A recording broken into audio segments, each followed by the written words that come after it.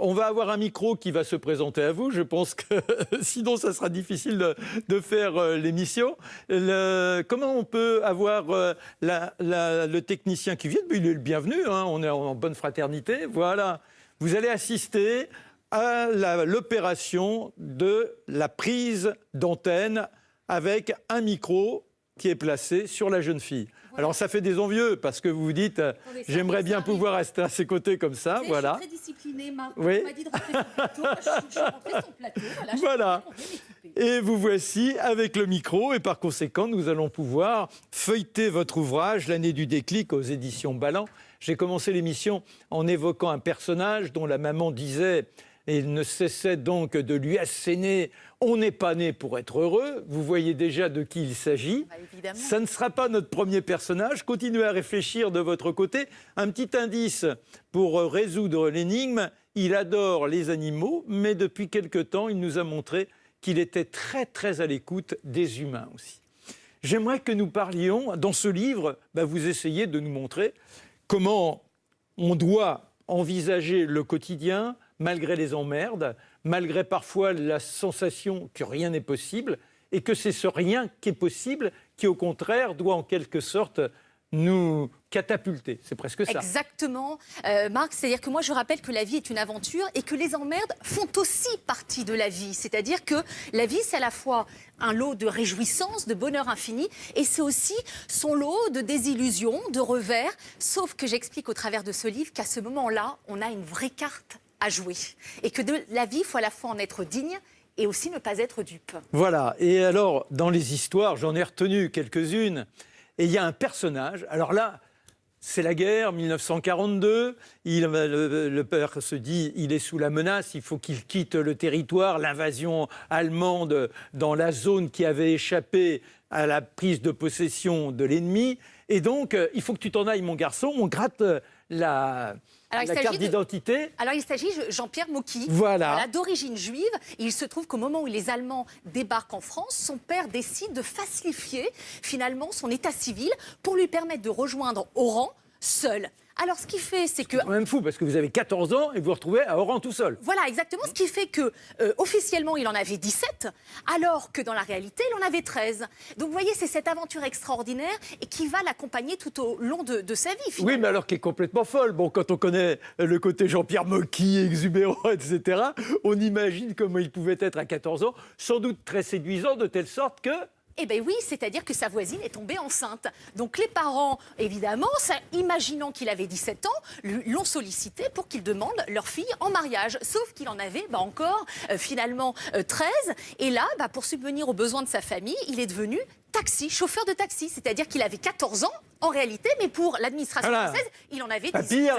Voilà, exactement. Et vraiment, voilà, ce que révèle le livre et l'histoire de Jean-Pierre Mocky, c'est que finalement, rien n'est jamais figé et limité dans la vie et que la vie a ce talent extraordinaire d'être éternellement réajustable. Il est chauffeur de taxi. Là, il va rencontrer un comédien qui va être son client Pierre Freinet. Pierre Freinet, célèbre comédien de l'époque. Et un an plus tard, Jean-Pierre Mocky deviendra l'assistant de Visconti et de Fellini. Et là, l'aventure commence pour lui. Donc c'est ce que j'appelle des instants de grâce, vous voyez. Et ce qui est formidable, c'est qu'il dit aujourd'hui encore, si j'ai pas de pognon, je reprends ces mots, si j'ai pas de pognon pour faire un film, je vais pas rester 6 ans sans tourner. Oh non! Moi, je prends la caméra et on verra bien si l'argent vient derrière. Et ça, c'est une bonne leçon pour tous ceux qui ont envie d'être créateurs et de se lancer dans le cinéma. Mais c'est exactement, c'est-à-dire c'est espérer moins et agir plus. Et finalement, pour moi, Jean-Pierre Mocky, il est vraiment représentatif du contre-exemple de la renonciation. C'est-à-dire qu'il est fidèle à cette phrase de Winston Churchill, le succès, c'est de passer d'échec en échec sans perdre son enthousiasme. Et c'est vraiment, c'est sa personnalité et ça révèle à quel point on a vraiment la capacité à rebattre les cartes du jeu de sa vie. Et alors on peut se dire, oui, mais c'était dans l'autre temps, à l'époque, tout était possible. Alors là, non, il suffit de feuilleter votre livre et je retiens Zaz. Là, c'est une jeunette, entre guillemets, et elle a su, elle aussi, trouver le bon moment pour manifester son élan d'existence. Alors pour resituer, artiste francophone qui a vendu 4 millions de disques, d'albums à travers le monde. Et elle aussi, à un moment, elle a décidé, c'est de monter à Paris. Elle ne connaissait personne, aucune sécurité, aucune connaissance. Et là, elle s'est présentée finalement dans un cabaret. Mais d'abord, il y a le métro. Alors elle a chanté dans le métro. Oui, mais j'aime bien le les côté détails, comme ça. les détails. Alors elle a chanté dans le métro et il y a un moment où elle s'est présentée à un cabaret et comme elle le dit, j'ai pas laissé la possibilité à mes interlocuteurs d'hésiter. Il fallait que je travaille, il fallait que je gagne de l'argent. Et là, elle a été recrutée dans un cabaret et chose extraordinaire, encore un instant de grâce, c'est-à-dire que quand on fait un pas dans la vie en fait 10 pour nous. Et un soir, dans ce cabaret, il se trouve qu'il y a le directeur de l'Alliance française de Vladivostok qui lui propose de venir en Russie chanter un répertoire de chansons françaises. Et là, elle lui dit « Ah non, mais moi, j'irai pas seule, je vous connais pas. » Et le soir même, elle va voir le pianiste. Le coup, je suis producteur, je suis à Vladivostok. Mais oui, exactement. Donc, elle se dit « Non, non. » Donc, le soir même, vous voyez, action, réaction, le soir même, elle va voir le pianiste. Et un mois plus tard, ils étaient en Russie ensemble et ils faisaient 13 dates en Russie. Donc vous voyez, c'est aussi savoir saisir les opportunités que la vie nous présente et nous propose. Et elle sait la remercier, la vie, puisqu'elle a créé une association, les Azimuts, c'est ça? Azimuts, exactement. C'est pour accompagner les enfants qui sont en difficulté scolaire, qui n'arrivent pas à s'adapter à ce système parfois un petit peu rigide que propose l'Éducation nationale. Et elle accompagne ces enfants pour rejoindre des structures comme Montessori, Steiner. Et ce qui est formidable, c'est que ces personnes qui sont dans les livres ont cette capacité, cette générosité à offrir aux autres la seconde chance qu'ils ont su saisir pour eux-mêmes.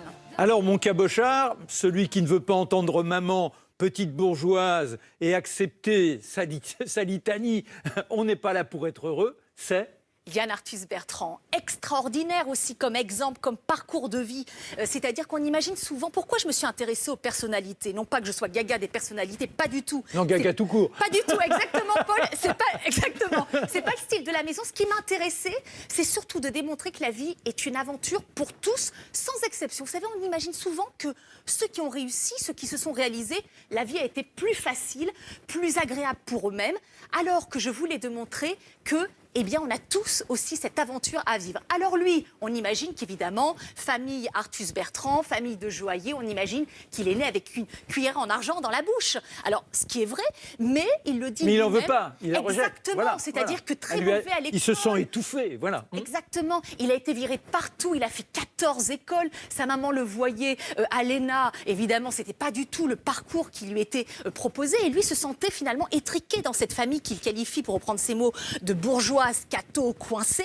Et à 17 ans, voilà, cette phrase que vous citiez, Marc, précédemment, c'est-à-dire qu'on n'est pas là sur Terre pour être heureux, ça a été le déclic. Le déclic, il a quitté le domicile familial et il a erré dans la rue, il a dormi dans la rue, il a dormi dans les cinémas et le les soir. femmes de ménage, ils lui disaient « Dites donc, mon bonhomme, exactement, le film est terminé exactement. Le matin, il repartait. Ensuite, il a vécu, vous le disiez, une année avec une prostituée. Oui. Et ensuite, pendant 10 ans, il est tombé amoureux de la mère de son meilleur ami. Vous imaginez à l'époque, 20 ans de plus. Ouais. Il est tombé amoureux, ils ont vécu 10 ans ensemble et c'est cette femme qui vraiment lui a fait reprendre le droit chemin et qui lui a fait découvrir le goût de la nature et de la faune sauvage. Et ensuite, il l'a quitté pour rejoindre l'Afrique. Et là, l'aventure... Et là, toute voilà. l'aventure telle qu'on peut la connaître un peu aujourd'hui, enfin, dans sa partie lumière. Continuons comme ça des personnages. Alors, il y en a un, c'est Philippe Croison. Lui, rien ne le prédestinait à être repéré. Et c'est le drame absolu qui va de le faire devenir bouffeur de vie. Exactement, moi c'est ce que j'appelle les ressorts insubmersibles. C'est-à-dire que vous savez, un jour vous êtes sur votre trajectoire de vie et il y a un grain de sable qui vient enrayer la mécanique. Là, c'est plus que le grain de sable. Hein. Oui, oui, mais ça vient enrayer la mécanique. C'est-à-dire que ça peut être un grain de sable professionnel, personnel, ça peut être une maladie, un accident de la vie. En l'occurrence, lui, il se retrouve amputé des 4 membres. Alors, je ne dis pas... Une électrocution et soudain, du jour au lendemain, plus rien. Voilà, exactement. Alors évidemment, j'explique justement tout le processus parce que la vie n'est pas miraculeuse, la vie est merveilleuse, mais elle n'est pas magique. C'est-à-dire que pendant 14 années, il va quand même végéter. Il va faire 2 tentatives de suicide et aujourd'hui, on le connaît pour avoir fait la traversée de la Manche, pour avoir relié les 4 continents. Et aujourd'hui, quand les journalistes lui posent la question à savoir « et si on vous redonnait vos membres ?» il dit « mais surtout pas, je n'ai jamais été aussi acteur de ma vie aujourd'hui en étant une personne handicapée que lorsque j'étais valide. » Il me dit « mais j'ai jamais choisi ma vie. Mes parents avaient décidé pour moi que je fasse un CAP charcutier. Bon, voilà. Ensuite, il a eu des enfants très jeunes. Il est devenu mécanicien. Et il dit aujourd'hui, j'ai vraiment le sentiment de vivre la vie, cette aventure. Et je l'ai choisie finalement d'une certaine manière. Donc comme quoi, il peut y avoir aussi derrière l'épreuve finalement un cadeau. Et que l'épreuve peut être aussi un tremplin pour mener vers la réussite. Et d'ailleurs, elle l'est toujours en fonction du regard qu'on porte sur elle. Très bien, on note au fur et à mesure, bien évidemment. Ah mais il y a plein, c'est-à-dire que voilà, on fait un état des lieux des personnalités, mais vraiment... Il y en a 60 hein, qui passent comme ça, ça Ouais. fait comme un recueil de nouvelles, et je dois dire qu'il fait beaucoup de bien. Oui. C'était le but, Non, Marc, non, donc non, je suis ravie, je suis ravie. ouais. En tout cas, il a la vocation à ouvrir l'horizon, parce que moi, je ne crois pas au dogmatisme, vous savez, des règles toutes faites, alors qu'on est tous différents, qu'on a tous des parcours singuliers. Je crois, au contraire, à la diversité de nature, de tonalité, de sensibilité, et là, c'est l'occasion, au travers de ces personnalités, d'ouvrir le champ d'horizon. Si je vous fais, alors, puisque vous aimez l'expression battre les cartes, redistribuer les cartes, etc., si je vous en propose deux, vous choisissez laquelle? Marianne James ou Thierry Marx? Oh là là, trop de choix, tu le choix, Marc. Je ne sais pas faire de choix. C'est tout le dilemme. Eh bien, écoutez, je vous laisse le choix. puisque je suis votre invitée. Alors, prenons Thierry Marx, parce que c'est un personnage dont on parle beaucoup et dont on ne soupçonne pas le parcours. Magnifique, très bon choix. Alors, lui, ce qui est intéressant, c'est qu'il montre... Ça donne de l'appétit, il révèle- tout ça, Ah oui, avec en plus, lui. c'est l'heure. Hein. C'est-à-dire que lui, il révèle à quel point, parfois, on doit passer par des chemins détournés avant d'accéder à sa réalisation.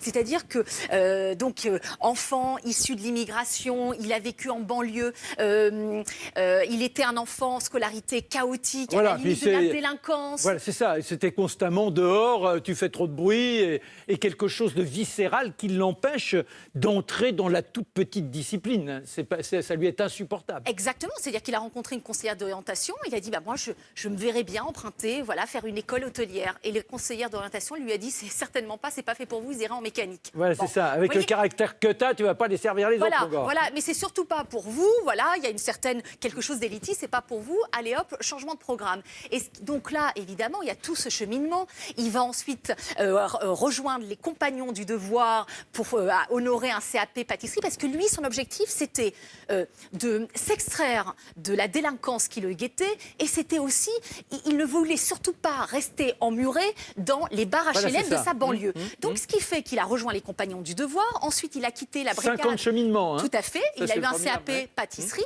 Et puis, à un moment, il a quitté la brigade des fourneaux pour rejoindre la brigade de l'armée, puisqu'il est devenu casque bleu. Il s'est engagé dans l'armée. Et évidemment, je raconte tout ce parcours qui ensuite le ramène avec vraiment, de manière incroyable, vers Voilà, finalement, alors, ce qu'il est aujourd'hui, voilà, un chef étoilé. on peut dire rapidement, quand il pose sa valise, son sac de militaire, il ne sait pas trop quoi faire, les petits boulots. Il voit une annonce, il s'en va en Australie, et là-bas, on lui dit « Qu'est-ce que tu fous là comme pâtissier ?» C'est à Paris qu'il faut faire ce métier-là. Voilà, et exactement. de là, il va avoir la carrière que l'on connaît. Allez, Oui. on avait dit Marianne James, pour conclure alors. Alors Marianne James, elle est exquise comme femme parce que alors elle a manqué, vous voyez, parfois, c'est ce que le livre aussi révèle, c'est que parfois les noms c'est aussi une chance que d'être confronté à un nom. L'ego ne le supporte pas parce que l'ego par principe ne veut pas perdre, il veut toujours des oui systématiques. Et elle révèle à quel point finalement parfois un nom c'est une chance pour soi-même. Elle n'a pas été admise à l'opéra, ce qui fait que elle a fait l'école de la rue. Elle est allée avec une copine faire du chant lyrique et c'est là, finalement, qu'elle a créé ce personnage qui l'a fait connaître, qui est le personnage d'Ulrika von...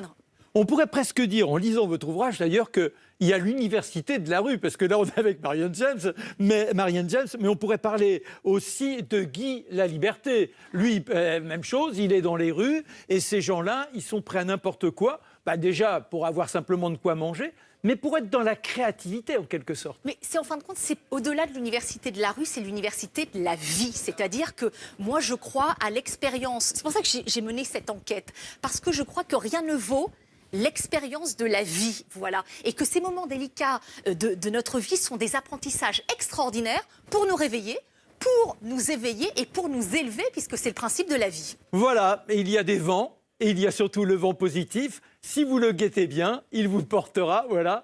Et on en reprendra un autre la semaine prochaine, si vous êtes d'accord. Charles de Savreux, c'est chez Balland, l'année du déclic. Merci d'avoir été présent à notre rendez-vous, et puis je compte sur vous la semaine prochaine.